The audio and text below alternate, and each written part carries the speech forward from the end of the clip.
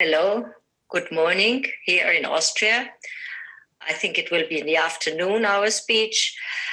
We are fighting with technology, so we are really hoping that this time it will work out. It's our third trial. Well, we are much more knowledgeable in museums than in technology. My name is Claudia Hаас. Next to me is Elizabet Menasse. We both have been directors of the Zoom Children's Museum. I was the founder, and Elizabeth, the longtime director, and we are working now as museum consultants. And we want to present you an exhibition which we have done in 2015, which has a lot to do about learning about cultural backgrounds in an informal museum setting that is a children's museum in Vienna in the center of town. Elizabeth will now explain you why we did this exhibition. Well, the title of the exhibition was You and I, Here and There. And it was an exhibition about refugees, because in 2015, as you know, many refugees from Syria and Afghanistan went towards Europe. And these refugees were from many people welcomed, but from others more or less hated them and wanted to stop that countries like Austria let them go into the country. So Austria nevertheless took 150,000 refugees in this year 2015, and amongst them a lot of children who went to primary schools and were sitting together with Austrian children in these classes. They had no chance to speak together because these refugee kids could not speak German, of course. So we thought how we can help in this situation and contribute that schools can deal with this situation better.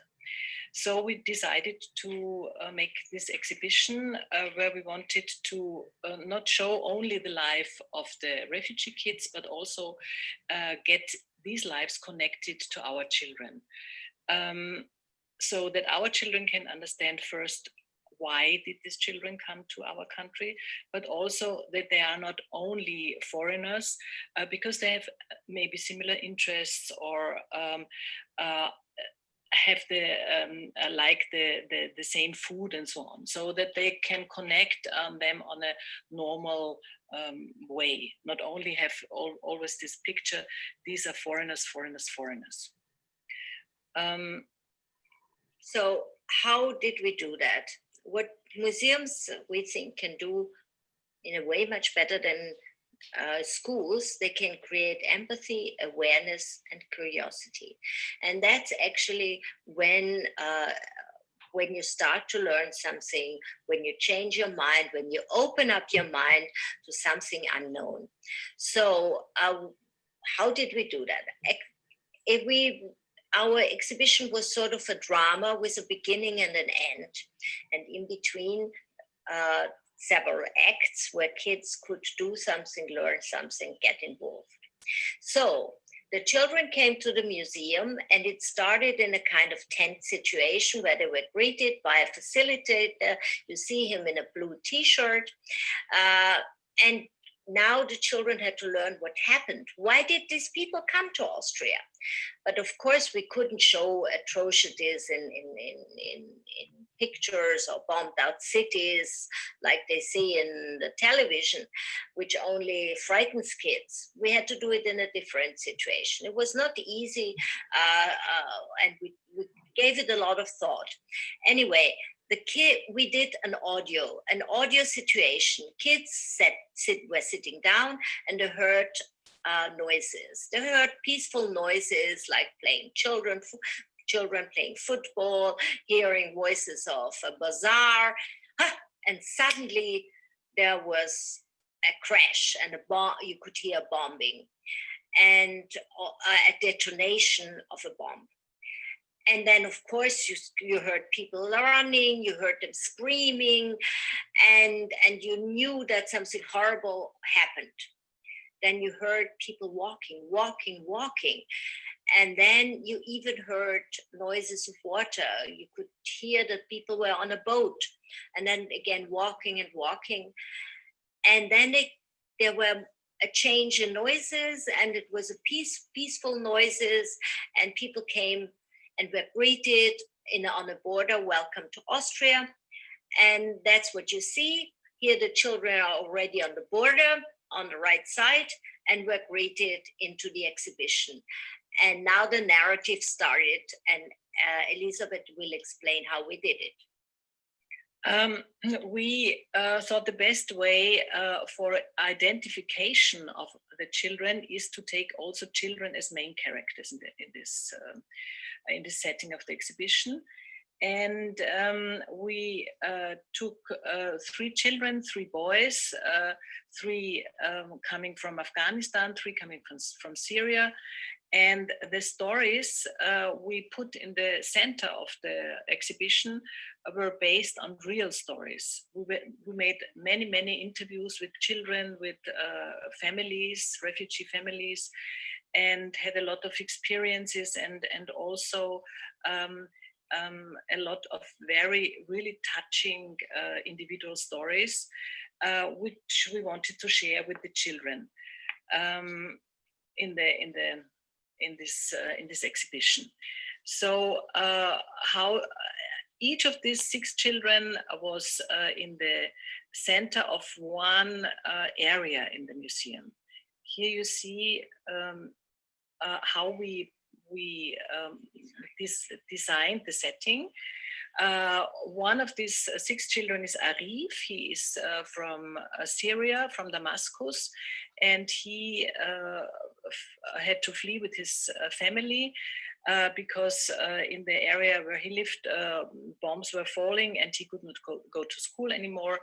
And his story was very much about that he suffered, that he could not go to school. He wanted to learn. He wants to become a doctor of medicine. And here you see in this display that we have one main word, which is learning. This is the center of this story. Then we have one individual quotation where he says that he was suffering so much that he could not learn. And then we have one paper, let's say, where the child gave his favorite dish, his favorite music, and so on, so that you could learn more about his character. In the left corner, you have had a display where always an original object was placed. In this case, it was school report, an original school report, which was transported in a plastic glove so that it could not be destroyed by water on the boat. And then what we also had, each child had a backpack, because in the backpack was always the luggage of the children when they were on the flight. But also in our case, there was the story of this child told by the child itself. So you could hear as a visitor the story of Arif, or in this case another child, Faisal, what he had to tell about his forced displacement and his fate and his family. Well, there you see the central mission. It really explains why people are having to leave their country, because the human rights were not anymore valid. So Arif, our boy that Elizabeth introduced before, he couldn't go to school anymore. But of course, it's a human right that you have a right for education. So each of these 6 children had a reason. The reason why they had to leave their country was because the main human rights didn't exist anymore and they're violated in these countries. So to explain it also, why these people are coming is that the human rights were not valid. On the other hand, you see on the right-hand side, here it says human rights, here it says duties and responsibilities. And it means that this is also very important for the children in our country, is that you also have a responsibility. It means when you are when you have the possibility to learn, you should take this responsibility. You have to flourish your talents, and so it's always a human right is also connected with a responsibility, and that's what we wanted to show here. Also the Austrian children.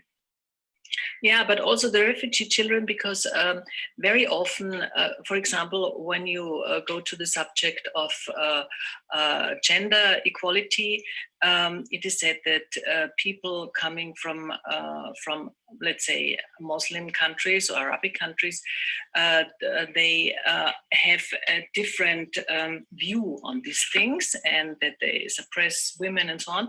So also to show the refugees who visited this exhibition, that when they have the rights, the human rights, they also have these human duties, for example, gender equality, to respect these things. Yeah. So, of course, these are very serious issues, but as we have a children's exhibition, we not only speak to the brain and the heart, we also want to involve children in activities. So each of this area of a child was combined with a hands-on station. So on the left-hand side, you have, for instance, a child writing Arabic letters. And this is, of course, connected with Arif, who wanted to go to school and couldn't do it anymore. But what was also fun, because, of course, we had classes where refugee kids and Austrian kids were in the same class. Here, the refugee kids were competent, and they could show their competence to the Austrian children. On the right-hand side, you see reading. So why do you have reading? Well, this is also connected with a child that had to come from Afghanistan, flee Afghanistan, and leave Afghanistan. For him, it was his mother always told, sitting on the carpet, the whole family stories. So home meant for him, sitting on a carpet. The carpet had a symbol of home. But this is also connected with a human right, that you have the right to have a safe home, which of course this kid didn't have anymore. Let's look at other activities. Here you have, for instance, here you have cooking on the left picture. You see that children are cooking. This activity is connected to the story of Muhammad, who had to flee Syria. He is a young, was 18 years old, and he took with him his little brother, who only was 5 years old, and he had to take care for this little boy during the flight, but also afterwards when they came to Austria. And during this forced displacement, they were starving. They were really hungry, and so hunger was a very important theme for them. And the nice thing about it is that this young man now is learning to be a cook in Austria in a big hotel. And also it is connected this with the human right of not having enough food. Yeah. This is about a little girl who dreams to become a dancer, and she always danced. But for her, it was very, very difficult in the fugitive situation to be always still and immobile.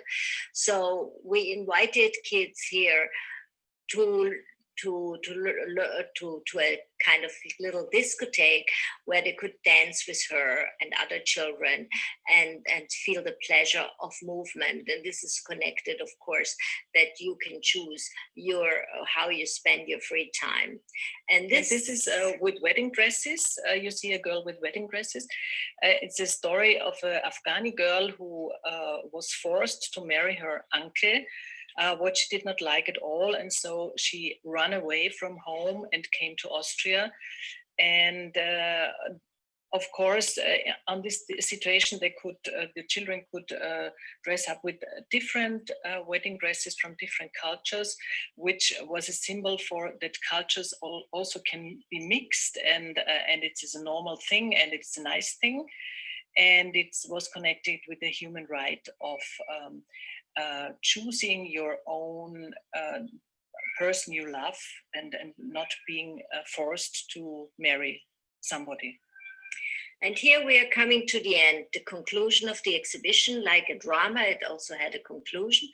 So kids were sitting down, and together with the facilitator, you see her on the right-hand side, are sitting on a carpet and are reflecting about what they have learned and what they have experienced. And you saw in this exhibition that children were really, really moved by the stories of the children and got connected and were asking about the children and asking what fate, about the further fate here in Austria. So the exhibition did what a children's museum can do best. They touched the hearts. They invited to do something, to do hands-on activities, and of course to learn. So it was also a cognitive experience. And what was really nice, that teachers continued at school to talk about it. And it was, so it was a combination of informal learning and formal learning. And I think that is what museums could do for education, not only for children, but also for grown-ups. And I think you want to add something, Elizabeth, to that. No, what I would like to add is that you see on this example that you really can also take very difficult subjects in children's exhibitions and then break them down in a way where children can deal with this subject, because it is with all the senses, with heart and mind. So they put on all their senses, and it is a way of which is not possible only with books or in school, which is much more, let's say, I don't know, general or I don't know the word now. I will discuss it now afterwards with you if you want. Okay, so now we have finished our presentation. I hope it was of interest for you, and we are very much looking forward to your questions. And here, if you don't ask us now, but a question comes up later, please contact us. Of course, we will be happy to answer all your questions, and we say goodbye.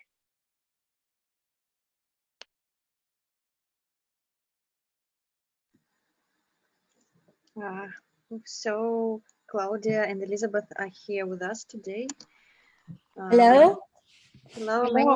Hello. For joining us, and it was nice to listen to your talk and learn about your experience. So let me check the chat. Do we have any questions? Коллеги, пока наши коллеги на связи, пожалуйста, не стесняйтесь задать вопросы. Maybe we can tell at the beginning that we had really hard time with making this video, because it was technically a really big challenge. So it wasn't so perfect as we wished it would have been. Коллеги сетуют, что сложно далась техническая сторона подготовки доклада. Это был настоящий вызов с этим справиться, и они очень рады, что все-таки получилось. So we have a question from Елена Медведева. Tell us, please, how Children's Museum in Vienna is dealing with lockdown right now? This is a very good question, because school children actually can't come to museums at the moment. So what the Zoom reacted in a very innovative way. They bought a bus, and they are going to schools now.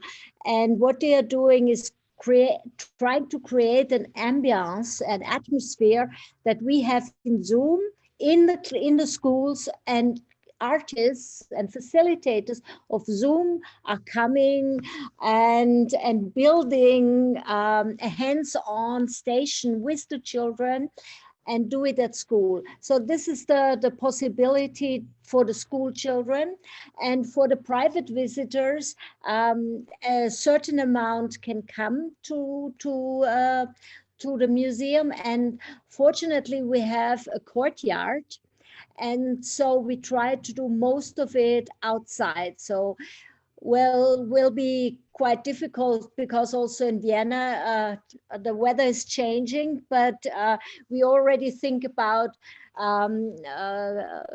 giving them warm clothes and so on, but do most of the artist activities outside. And we created a new space. So we divide the children into groups. So we reacted very innovatively, and thanks God, so far we had no problems. Also, what I can add. Excuse me, let me translate it, because Yes. Thank you. Значит, школьным группам сейчас в музее Вены ходить нельзя, поэтому сотрудники музея, то, что в презентации называется фасилитаторы, те, кто ведут эти занятия, они приезжают со всем необходимым в школу и проводят уроки, где дети могут что-то поделать руками прямо вот непосредственно в школе. Что касается индивидуальных посетителей, то ограниченное количество может посещать музей лично, и музею повезло, потому что у него есть двор. И часть занятий и вообще каких-то мероприятий теперь проходит на открытом воздухе. Погода в Вене достаточно переменчивая и не очень холодная, не очень теплая уже, поэтому музей думает о том, как утеплить своих посетителей, может быть, даже предоставляя какие-то накидки или теплую одежду. И в целом они довольны тем, как удается справляться с этой ситуацией, и каких-то особых проблем они пока не заметили. Yes, I'm done with the translation. Elizabeth, please. Okay. Also, I must say we have no lockdown at the moment, so there is the exhibition is open, but there's a very reduced offer. Normally 75 children can enter. Now only 2 classes, that's 50 children, but they have to start at the different ends of the exhibition, because the exhibition hall is very big. So one class starts at the normal entrance and the other at the actually exit. So, and then they have to find a way to not come in contact with the other school class. But it is quite demanding to organize that all. And also school classes are afraid to come, actually. They don't, normally Zoom cannot have enough offer for the people who want to come. So it's always overcrowded, and we even had to say people they cannot come because there is no place. But at the moment it's the opposite, and not many people, not many school classes want to come, also not many private persons. And during the lockdown, Zoom created a very nice website program, interactive website, where children just can enter the website and play and do creative things. Okay, I'm going to translate this now. Первая часть, когда я сказала, что школьникам нельзя ходить в музей, это касалось локдауна, то есть когда все было закрыто. Сейчас в Нидерландах не локдаун, а просто ограничения, поэтому сейчас школьные классы могут приходить на выставку, но если раньше одновременно можно было 75 человек на выставке, то сейчас не более 2 групп по 15 человек, и чтобы они не пересекались, посещение с разных концов выставки. То есть одна группа идет сначала, другая группа идет с конца, и маршрут строится так, чтобы группы не пересекались на выставке. Но школа сейчас из-за того, что, ну, все понятно, в общем-то, они боятся ходить, поэтому посещений не так, чтобы много. И во время локдауна был создан сайт специальный, где был размещен контент, с которым дети могут работать самостоятельно.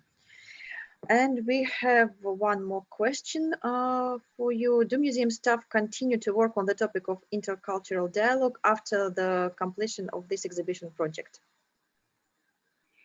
I didn't understand it. Could you say? So, are you going to work with this topic again in your next projects? Do you have any particular plans?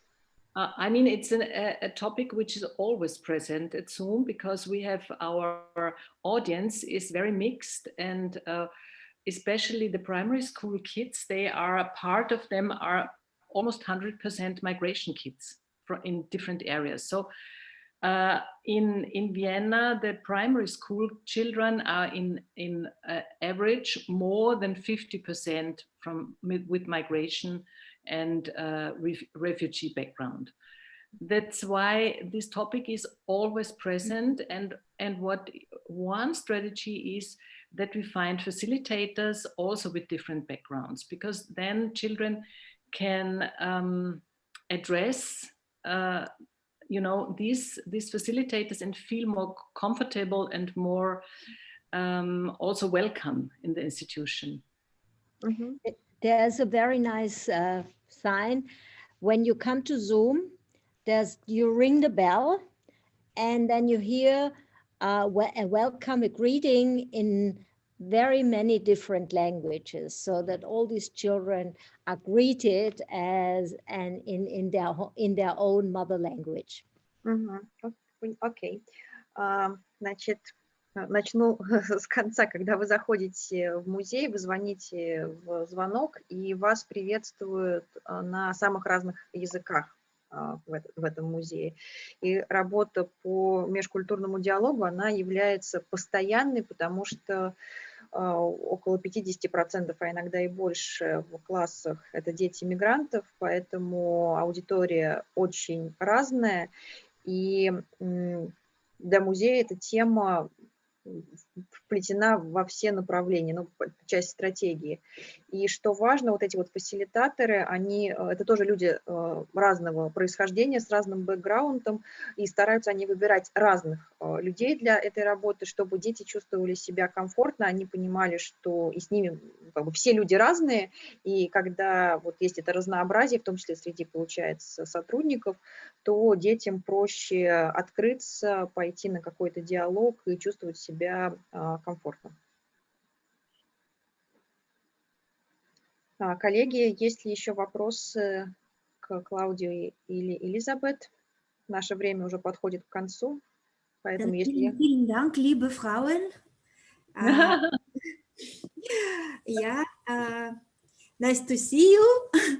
Nochmals danke für Ihre Präsentation und Video und Ihre Antworten.